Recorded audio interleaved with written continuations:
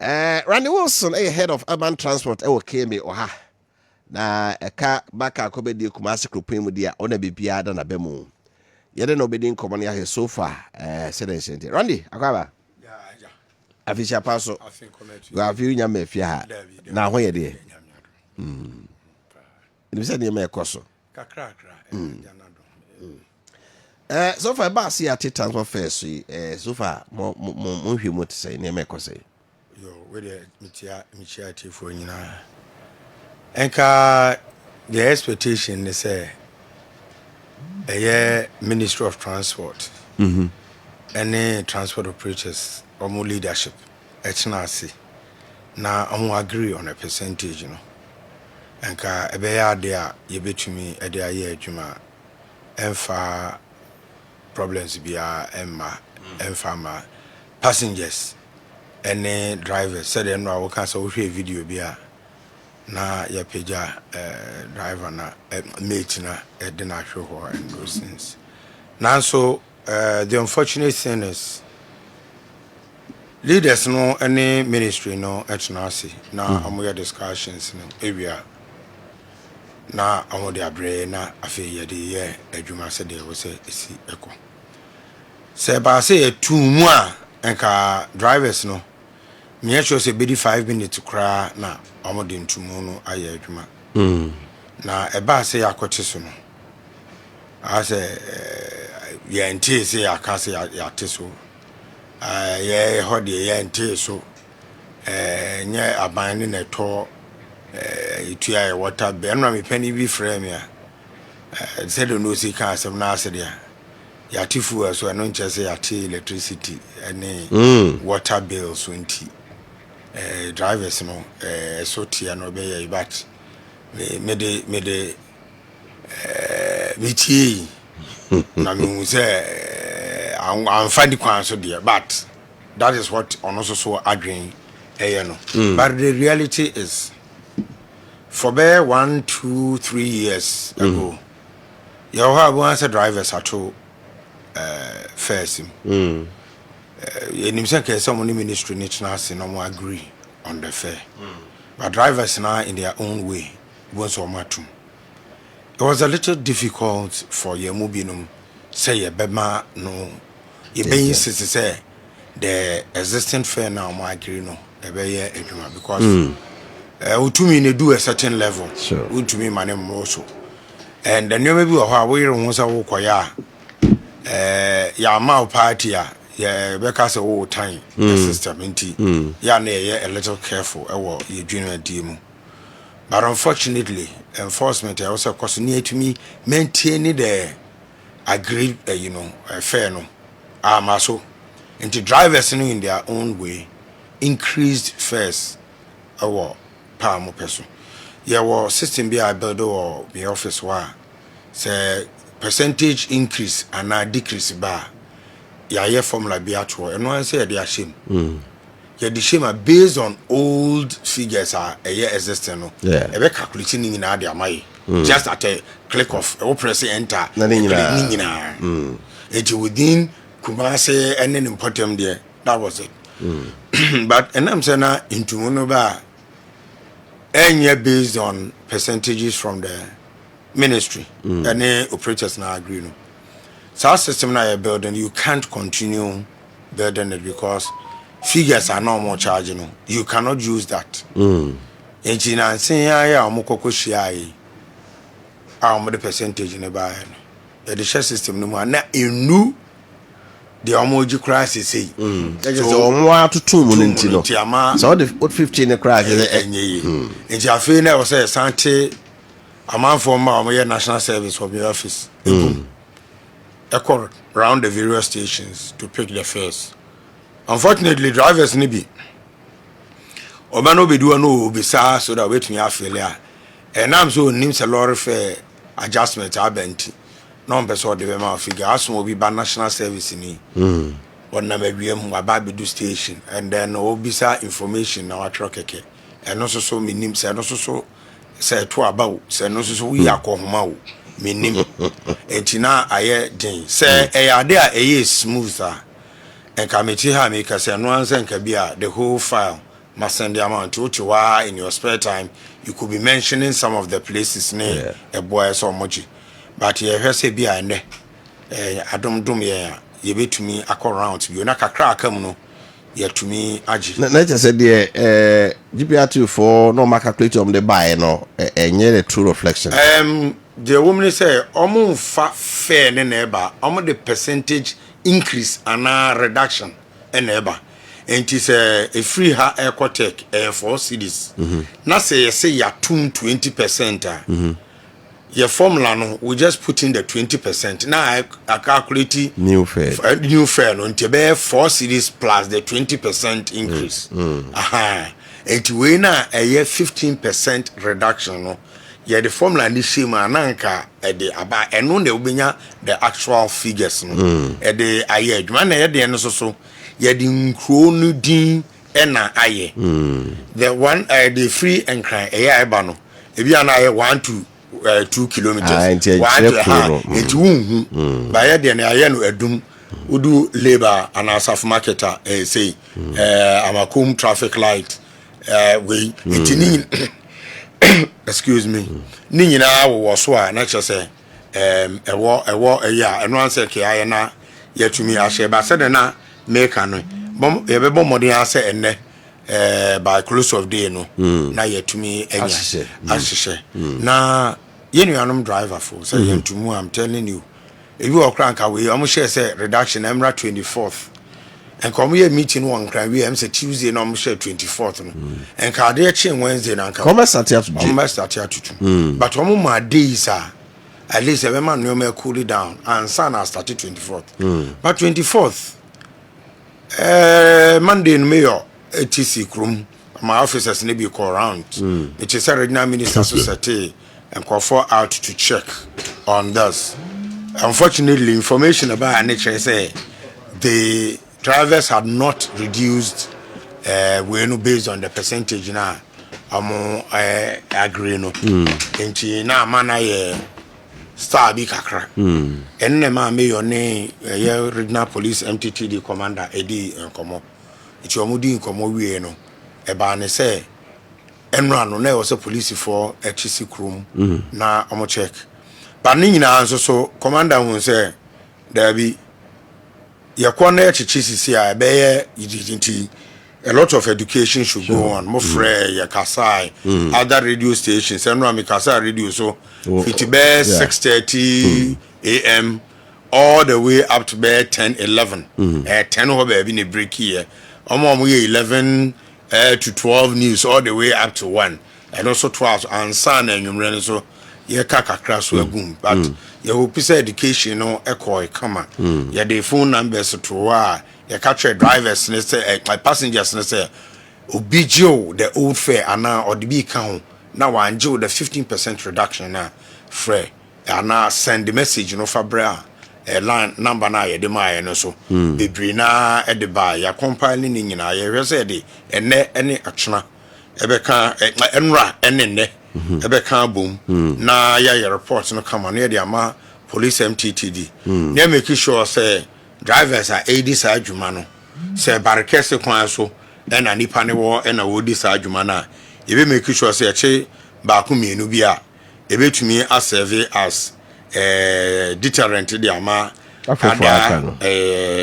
drivers no ama omotumi edi emrane so de bia ya me kasa ye nipa enti se nipa na atenase na mahemra ye momode ase ya ye bedi mrane so ehun nkohia se yo se fa another nipa de bedi wachi na afi ye punish ne ye je wo card ye si ho na ye fine no ne wa enye esa na wo mu obi aye nipa a che ye kan say montum ana do point amwa drivers mo tutum ye hwe say mine mu say the other time na nyoma tie ne wan enforcement bi am so to insist say monje back to the it is say enne akoba no someone agree say there was a reduction but we are expecting that ye nipa yi ye bema eno aye adwuma na akoyese sabe ye say obi echesi wo na wo ye de kokot ne ye de enti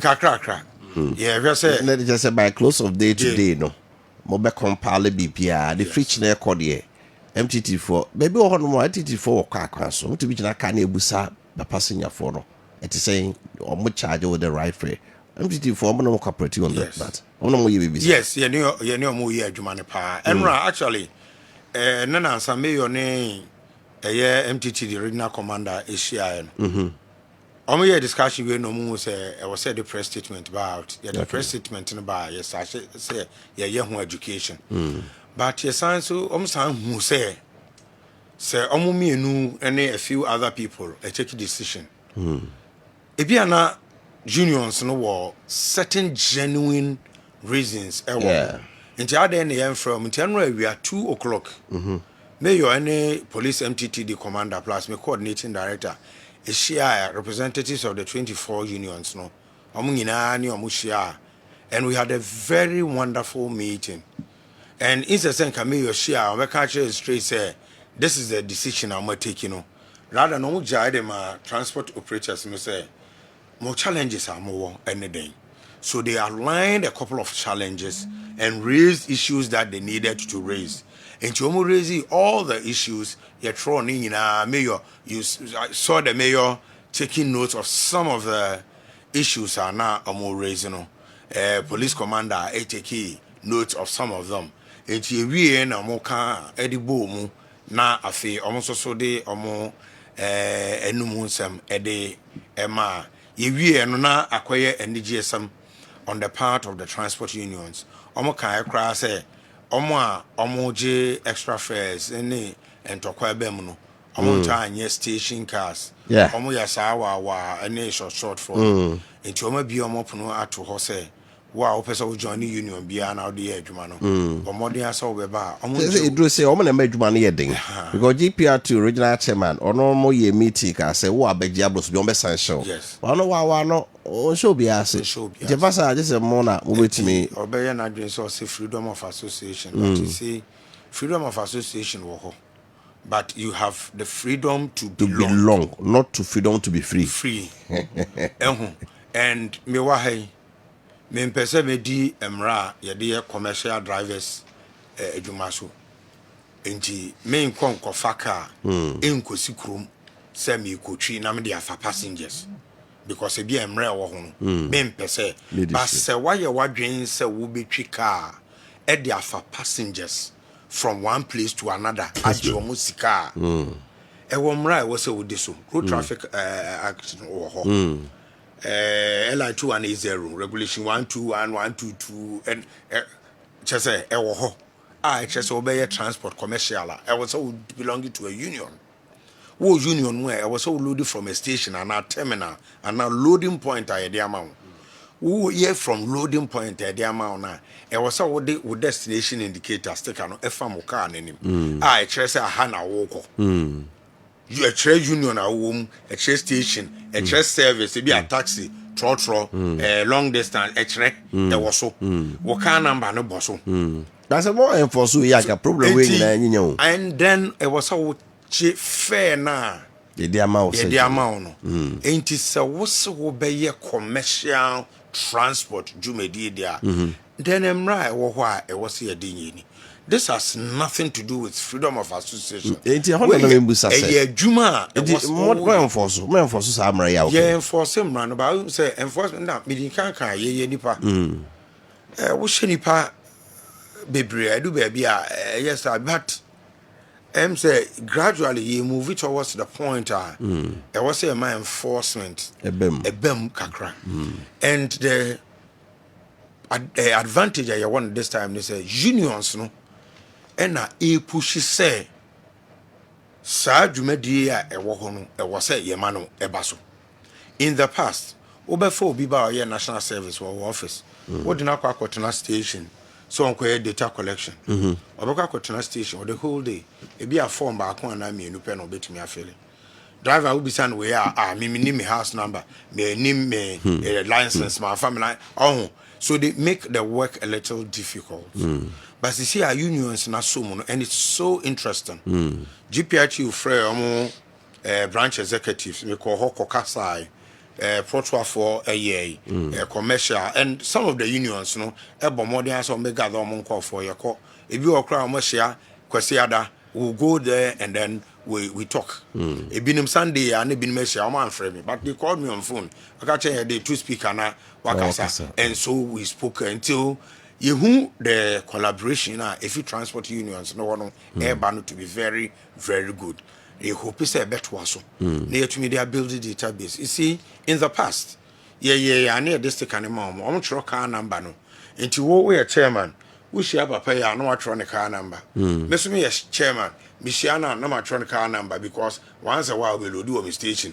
We share penny so or no so actual. Into your modini in our buy and I corporate stickers no. Now you duplicate because 3 of us.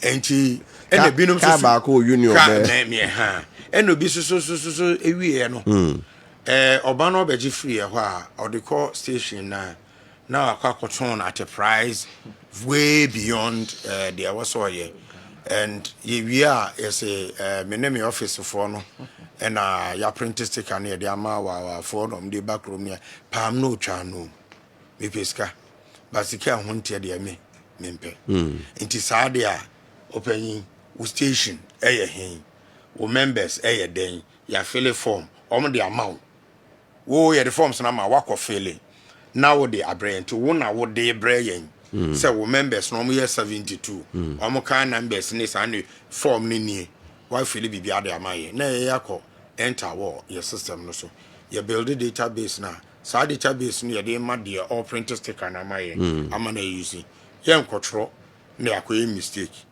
stickers ne so ba ye san free open wo stickers no enie wo list na wo ho ne cross check everything is correct oh we can number no mistake about we de ne akwakoye no ye bia ye san de ma wa na de akọ station now they are my members inti point bi anima me ana me officers no ene wo driver ebedili inti ye share no as a way of ensuring credibility inti wo station master and a branch chairman and all this information and they are building a database no enti ya build a we no na you see the akoye sticker no na the amount you we now the amount drivers no the town car anymore say police ni hia ebo ho o che so onim say we union ni wonni problem bia e bi kura betumi aba beto a sticker board car anim e bia bia wugina na wo fa nipa no eni senka wugina but because say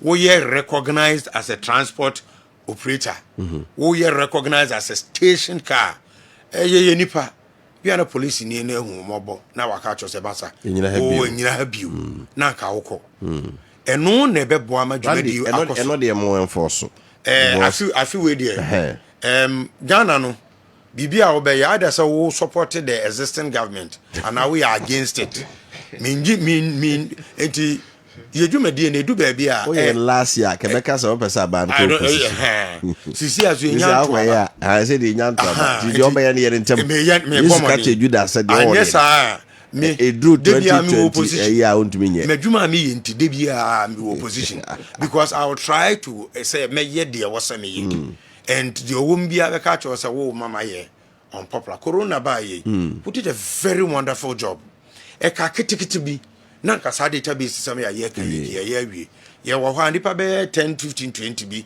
e ko pani bi ho a ye ho a ye te ya say adwuma na ye no ye ma adaba for both we bofu anya no man to aba so we had to stop last 2023 you started tricycle jumedi edu baby na ka ya den but Ejana 2023 anya election year nti yetumi de fair yes ye the akano ye hwa na ye ben election we didn't want we are near problem enti ye twentwe na ase see am minister chair say otumi etwema so won say adwuma e wasame ye na me de political potential asem obi be kan idea but ye ni abatu obi even assembly members abakura ye beton kra na no kra say ye 1 year or 2 years ahead of us enti Ghana ni bi eni ho a driver bi eni ho a betumi aka say ye pesa ban ye de koye wutumi bisa ne driver's license or say omoje license number na ye de akoto aba ye ma ye nto aba na bi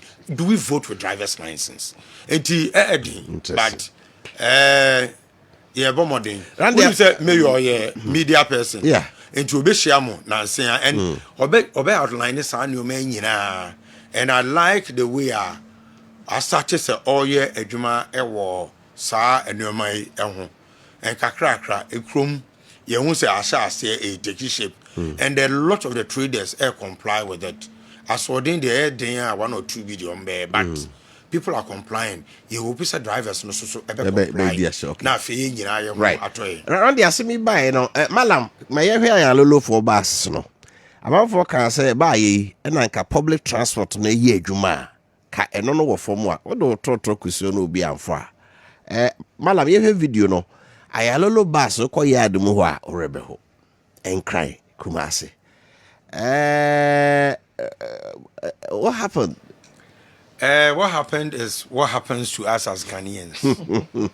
You see, your maintenance culture is one thing, and then one thing to me few years I made as head of transport department KMA, and I say as a planner in the civil service no, and it's a we adwuma bebre a ada so wo nya bibi wom and I say chese enti ayalolo basis yasama wo kan yekoto bas no e de bae ministry to basis ne bae no de bi 60 bre yen wo kumase a say emfa nya adwuma. But as part of the conditions for the purchase, repairs no were supposed to be done by Scania, the manufacturers. Say na so ketwa biti anka betumi afa junction violet now they are yeso na tumi atu na ye adwuma because of the nature of the contractor you want into untumi fa junction valley just open jand ne call a University of Ghana business medical school eho ene was here the on enti a very simple repair yeah acclaimed mechanics We have one more TV no here ayalolo bus no ye ko omo yard mu ho no omo buses ne ku no. These buses were supposed to serve us. Was around they can 60 Kumasi. Kabay now atonsu tech swame kwada so kwan so enam so. Na nko mo twi ni pay ba. Ayalo for bus no in go no. Randy to so. Enti the maintenance contract Who signed that contract? it's signed from the top. My committee be a kasa bebre say you can't say this here. Go to your parliament, talk to your people. I mean, what this decision is above your pay grade. Obe can it debut. Into obe kan one two. No abe trust. Enti edu baby I serve on the board as the head of transport department. Me wo board so as a technical director. The bus is you go on pro. Pro, but the agreement Ghana has signed with the manufacturer says that repair bill say and then after a certain number of years, where part be or there was some cra and son no more aba. Random monye in young wage me yentia moka at the ministry, nebania another thing. Oh, a whole lot of things. But we know some of them are such that magazine we can easily get these ones to be worked on and they will be on our streets. But kakra do baby Ghana no kind of cry na yakwa star binti We can't blame you. When me some question won hu bi e beboa me na yemra lorry fare ne so ene kwan a ye fa so adwe Lorry fare ne de besia say na wo ka say mo ye ho adwuma de no ye ntwe ni bebre ye results it mu wie ne na mo office ye wie na kwan a mo fa so ensure say enforcement ni adwuma no. Then we can talk to you. Martin. May assure say when we get to that stage, the mayor would definitely call. He's not camera shy. He's been on, what the kaka? What made him come also be shy pretty shortly. And he would want to be, I mean, or a media person. Yen idea who be Jim Simmons my kakrada. Yen idea who be Jim near to me shy. But we will need a little bit of education support kakra. Especially for data collection for drivers no you say wa uchi commercial vehicle we are station na ko register o car no kɔ station hɔ na kɔ load free hɔ gye the appropriate fare for destination indicator na yɛbɛyɛ ama after registration no the fabɔ car n'anim na yɛ adwuma no sɛdeɛ ɛwɔ sɛ ɛwɔsi yɛ na yɛ nyinaa yɛ ho ntɔ yɛn yɛnim deɛ ɛɛba but for last 2 years tricycle restriction na yɛyɛ pragɛ adwuma na yɛyɛ no ɛyɛ sɛ yɛai ɛnɛma yɛdinya the result a yɛwɔ si sɛ it's not perfect but at least Prague and CCC Malcolm ne your friends every other junction contributed to a congestion situation. No? They are at least out there almost serving the various communities. Almost to me link one market to the other. Juma come at the boy. Okay. Sana transport friends saying trotro taxi, long distance, cargo near Didi so. Yeah, they twice so.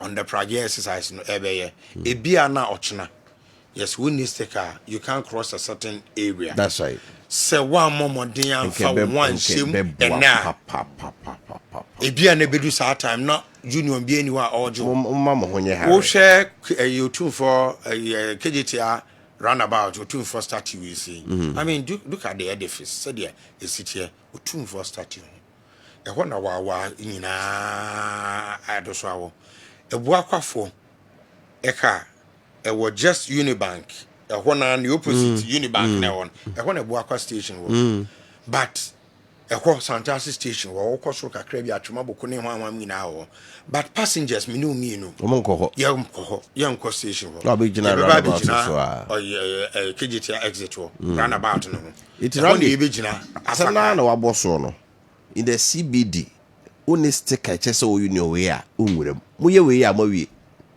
enu achi na passengers still car new e be fa omo a na fa bi a mayor in his wisdom bi a pekwan bi a e be fa so a e betumi ama ye buses ya ye adwuma na ba be support the existing transport systems na ye won enu ne be ma ye hu but see I would deploy a sawa for you tumi cross ye bus no e kra. So I didn't know why I had a boy and then they try to fight our drivers. It mean him say, Bass no, and what say ya, a beer. I don't know the mind of the mayor, but a beer now you bet to me an arrangement. Ya we who say the existing transport system is not enough to help us, and I say it do the peak periods. I want to bar. Then we deploy these ones early morning.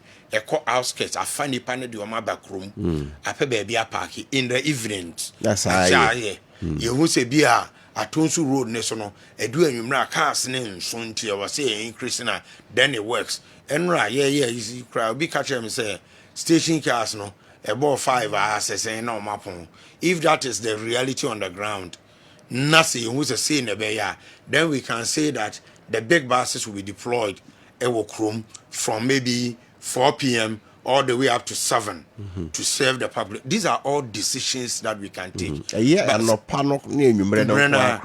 you see, if you have not built a certain database, we'll take some of these decisions are adding. And I say, I'm building database and family your net director, penny phone moment fan take decision. Not adding. We expect so much from our leaders, but there is virtually at some point in time virtually no information on which imagine so they are taking decision. Right. And he said the more boy no, the best Montuaso MY. Na ye shall say so say drivers na. First na media houses no ye more.